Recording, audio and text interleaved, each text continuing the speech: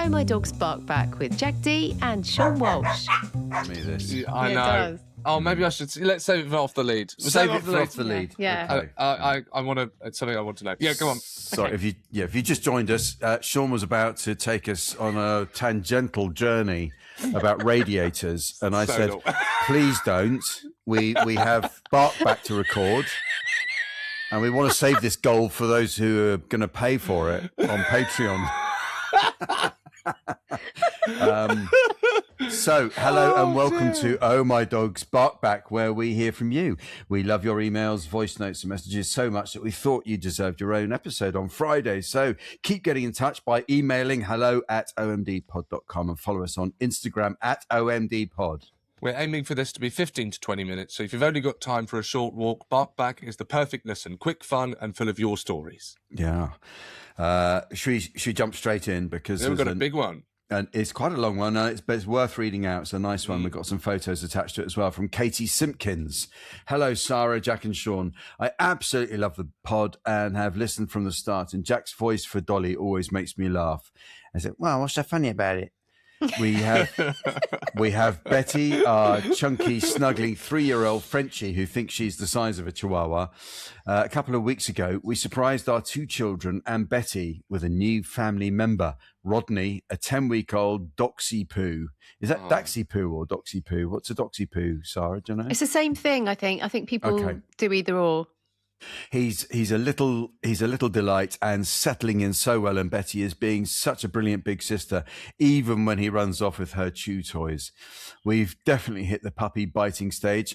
Rodney's teeth are like razors, so we've nicknamed him Little Piranha Fish. My 6-year-old daughter is finding that a bit tricky, but we've learnt to always have a toy on standby. We also tried crate training, but Rodney wasn't having any of it, and his crying was upsetting Betty, so we gave up on day 1. Luckily, by day 4, they were already sharing a bed. That's nice, isn't it? Despite the chaos, Rodney is exactly what our crazy family needed. And after just a week, he and Betty already look like an old married couple. Best wishes, Katie. Can't wait to see pictures now. You are not ready for the cuteness of this little puppy. Oh, no. Oh, no. That is adorable. It looks like a soft toy in a toy shop or something. I know, it's unbelievable. Little really Piranha Fish. And this is the 2 of them together. Oh, adorable. No. With a Frenchie. That's so sweet. That's too cute. It makes you broody, doesn't it? It's it just does. absolutely It's lovely. gorgeous. Yeah. I also wonder the nickname Little Piranha Fish, that won't be the end of that. And that will evolve to a name that has nothing, no connection whatsoever to Little Piranha Fish. I'm sure that's right. Out of interest, either of you have problems with very sharp puppy teeth in your children? Yeah, she went through that razor sharp teeth stage, and and you have to go, it's not really biting, it's mouthing, it's going to be fine, even though it's like drawing blood. No, not quite, but it was quite sharp and painful for a period of time. But it's so great for kids to learn, it's not to be feared. If you can be, it's okay, even if it is a bit uncomfortable. You don't have to be scared. How about with Mildred? Mildred, I don't think so. And obviously we no, I was about to say we got Mildred after Wilder. No, what? No, I just don't think we really experienced a problem there, to be honest. Mildred was first, wasn't she? Yeah, Mildred was first. Although, actually, I have to say, Mildred, very naughty last week. Why are you laughing, Jack? What? I like how you said, I couldn't remember if we got Mildred after, but no, we didn't. After what? After Wilder. That's what you were saying. Yeah. Sorry, what did I want? Well, it's just like having. Did we get Mildred after we got Wilder? Like you get them from the same place. Yes, we drove to Swansea to get Wilder. But sorry, you were going to say? No, she actually, when she was trying to get out of the hole in the garden, and I had to pull her back. I kind of managed to get the back of her and pull her back. She did actually go to nip me. Oh, right, yeah. I know, and yeah. I put her in the in Wilder's bedroom. I locked her in the bedroom as a little, not for long, but I just put her in the bedroom to let her know that's not acceptable. Yeah, that's not acceptable. Yeah. And she knew as well. She absolutely knew what she. So long as they know what it is, then that's. I think that's discipline is fine, isn't it? And that was great letter from Katie Simpkins. Excellent. And look forward to hearing how Rodney gets on. And Betty looks like such a sweet dog to be so good-natured. Gosh, yeah. And let us know if the name evolved as well. Yes. A few people responded to one of our reels on Instagram. Which I really enjoyed. They responded with the kind of evolution of names that we've discussed several times on the pod, where it starts, the next step, the following step, and then where it ends up. And it's really fun following that journey. So if any I'll listeners... bring it to us on the next Bark Back so everyone can enjoy that. Yeah. Yes, but if anyone has any more, then please do get in touch. I really like hearing them. Yeah. We have another message here. This is from M and the Hounds, Albert and Tulip. Em says, hello Jack, Seann and Sarah. I've arrived late to the pod and am enjoying catching up on the episodes. As a hound obsessive, I'm loving it. I loved the doggy memorial chat and wondered whether any of you know about the little brown dog of Battersea. It's a fascinating story involving anti-vivisection. Vivisection campaigners, doctors rioting, the council and dog lovers creating a lasting memorial. Back in the early 1900s, a medical procedure was publicly carried out on a little brown terrier at University College London. Yeah. Two women from an what was it again? Vivisection group witnessed what they believed was the dog being experimented on without adequate sedation. Awful. And a huge campaign followed. A libel case was brought, and when supporters raised money to pay the fine, the extra funds were used to commission a statue in the dog's honour. The original statue was put up in Latchmere Park. There we have it. If you look at your phones or wherever you're getting this, there is very beautiful. Stunning. Very beautiful statue. It is, actually. But it was repeatedly vandalised by doctors in favour of vivisection before being removed by the council. It's believed it was eventually destroyed, but campaigners later commissioned a new statue, which now stands in Battersea Park. There's loads more on the story online if anyone wants to dive in. There it is. Okay, yeah. There's the new statue. Oh. It would make an amazing film. All the best, Em and the Hounds, Albert and Tulip. Wow. You know, that's so fascinating because I didn't know that the background. I knew of the brown dog because John from Camp Beagle has told me about this being... Because it sort of dates how long we've been against animal testing, because that's what vivisection was. That's what they used to call it. There were riots. People were rioting. The doctors were rioting and fighting with the protesters, basically. And because of this led to the monument being taken down. And it wasn't until the 80s that other monument got put up. So it's quite interesting history there. Yeah. I'm trying to get my head around these doctors going out rioting and vandalising statues and stuff. I know. Yeah. I can't imagine that today. Yeah, no. Sorry to interrupt, just quickly, a reminder that myself, Jack and Sarah are now on patreon.com. So if this isn't enough for you, you can sign up and become a member at patreon.com/OMD pod, where we will go off lead. That's the name. Oh My Dog goes off lead, where we kind of go off topic, away from dogs, and we chat about what you want to talk about, or we just catch up, and it's a lot of fun. People seem to be really enjoying it. So there's a little link in the episode description. Just tap that, sign up, and we'll see you there. Back to the episode. Here's one from Viv Moriarty. Dear all, please welcome our new bestest rescue girl, adorable Dora. She has been here a week with us and is settling in well. It was Dora's 5th birthday yesterday. Best wishes to everyone. Oh, God, gorgeous. Look at her. Oh, that's lovely. Oh, lovely smooth head, Dachshund. Lovely. Gorgeous. And rescued, and she's 5 years old. That's so sweet that she's got a nice new home. That's wonderful. Yeah, lovely. Very sweet. We've got one here, another photo. This is from David Dougal. Hello, Dolly, Mildred and Juniper. Jake, Sam and Sarah. Oh, right, yeah, great. Right. Okay. I don't think we need the rest of that one, do we? Yeah, forget that. Next. Okay. We'll let you off for now. Dave here, your friend Kath's other half over in New York. How's it going? I have another nomination for important dog memorials, like Greyfriars Bobby. This is in Ilford and is for Beauty, a wire-haired fox terrier from the Blitz in 1940s London. Very nice. Beauty was born in 1939 and belonged to Bill Barnett, who led animal rescue squads in London during the Blitz. Beauty would join him on rescue missions, and in 1940 she started digging in the rubble, leading rescuers to a trapped cat, the first of 63 animals she helped find during the war. She's widely considered the original rescue dog. Yeah. Beauty died in 1950 and was buried at the PDSA Animal Cemetery. What a good girl. Fox terriers really do love to dig.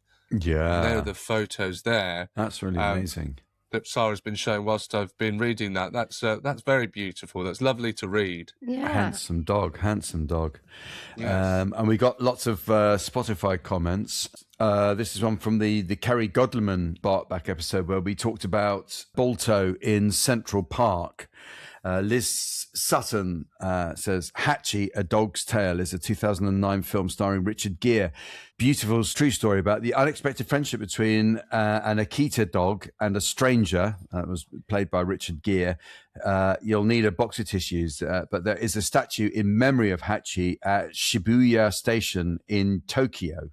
So that's a film called Hatchie, A Dog's Tale. With Richard Gere in it. Watch that. Never heard of it actually, but yeah, we should try and look it up. I'm staying away from that. As soon as you say you need a box of tissues, no way. Oh, no, Go nowhere near that. I know. It's too much, isn't it? We have one from Sammy, who says, although Balto travelled the final 55 miles, Togo, is that Togo? Yeah. Togo was the lead sled dog for the most treacherous part of the journey. He ran an incredible 261 miles and was 12 years old at the time. There is a great movie about his life that everyone should watch. No, it's so sweet. Another one to add to the list. Yeah. I'd be crying anyway. It doesn't matter if nothing bad happens to the dogs. I'll be crying. Yeah. I know. This one is, hello, our first ever episode here. When I say our, I mean mine and Darcy, a 2-year-old Irish doodle, who was the one who actually heard about this podcast from a Great Dane in the park. That's nice to know that word is spreading amongst the canine community. I suppose you could say bark is spreading, but yeah, great. But that's what I think Juniper's shouting about. That's in right, the background. Dogs are walking past and she's going, oh, my dog! Yeah. We're making a podcast. Look at Mildred. Sorry, Mildred. Oh, you see, now you set Mildred off. Yeah. By pretending to bark. I've got to let Mildred out because Grace is home. 1 sec. Okay, yes, of course, yeah. This is from the Cinnamon Trust, and Mildred is 5 episode. Stacey Lloyd. Talking about dog years. Me and my dog have the same birthday and we turned 28 on the same day a few years ago. That sounds like one of those puzzles that gets read out, my dog is 28 and so am I. How old am I? Or, it's in human years. Yeah. That's incredible though, isn't it? Yeah. Both 28. I love that. That's very sweet. Catherine Carey, do you want to read that one? I volunteer for the Cinnamon Trust, and it's been great. I've helped 3 walkers in the time I've been involved, and there have been times when I couldn't help, and I worried that would be badly received. But the team made it incredibly okay to just do what I can manage. So anyone thinking I'd love to, but I don't know if I can, commit, please give it a try. It's really worthwhile pointing that out, actually, Catherine, because I think people are resistant to the idea of helping because they think, I'm going to be called upon to be doing it all the time. But, if you can just give up a certain amount of time, maybe on a particular day, and then that's going to be great, isn't it? You don't have to be there all the time. Yeah. Yes. Do you know that I nearly went on the Cinnamon Trust walk? Oh yes, you did. I know.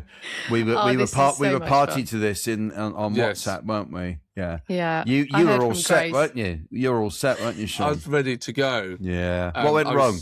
Well, what happened? What did happen? So what happened was I heard from Grace and she left me a voice note telling me that you had put it in the wrong day, that you put it on Friday. I don't know how I did that. I was laughing so much with her because I was like, we made a big thing of it being May the 4th because it was Star Wars Day and it's May the 1st. And then Jack and I were having a laugh when I put this into the group, taking the mick out of you a bit for that. You put a note in the WhatsApp group, what time is it on Friday? And it was just so brilliant. We could have completely set you up and sent you on your way. I know, you should have done. You should have done. But it's true. I knew because I asked you if you were going. And I was saying, I might be able to go. I think there's a slot I can go. Yeah. And then when you said, Sarah, something along the lines of, you said something like, "You're not going to believe this," something like that, didn't you? And I knew immediately it's the wrong day. It just happens to me all of the time. I said, "Oh, this is cracking me up." Yes, this is cracking me up. And I knew immediately, I've just put it the wrong day. That's definitely what I've done. I had this when I went to the wrong town for a tour show. I remember I got out of the car and there was no one there. Oh, no. And I just knew I'm in the wrong town. I just know I'm in the wrong town. There are some comedians I could mention who wouldn't be in the wrong town. There just would be no one there. But we won't go into that now. So when you were going to turn up to the May the 4th walk on May the 1st, were you thinking of bringing Mildred with you? Were you going to bring Mildred? Yes. Yeah. Yes, I was going to, yes. Yes. So she would have liked it anyway, but it's, yeah. Oh, it's the thought that counts often. Except precisely. Yeah. Thank you. And Sally Gavin says, I've been the proud owner of Dougal, a Westie Bichon cross, since October 2024. I previously walked him through the Cinnamon Trust and adopted him when his owner had to go into full-time care. Amazing story. Well done, Sally. Yeah. How fantastic is that? You got to know Dougal and give the owner of that dog the comfort of knowing that he's being looked after and loved. And then wonderful to actually to take him on full time is what a lovely story. It's brilliant. Yeah. That's very, very sweet. So happy to hear that. Yeah, definitely. Just Me says, love the story of Dolly. When the time is right for me, I would like to rescue an old lady Chihuahua. Yeah, well, do make sure you can. It's a very rewarding thing to do. Yeah, lovely. Yeah. Well, that's all. That's all the messages we've got time for this week. Thank you so much for getting in touch. It's always lovely to hear from you. Yeah, please keep getting in touch with hello@omdpod.com and head to our website omdpod.com. Keep sending in your voice notes and emails because this episode is where we hear from you. And please don't forget to give us a 5-star review wherever you get your podcasts, seeing as you're now getting double Oh My Dog each week, triple if you head to patreon.com/OMDpod. And remember, a dog is for life, not just for podcasts. Yeah, that's it. You can go to patreon.com/OMDpod to see what I have to say about the top of your radiator.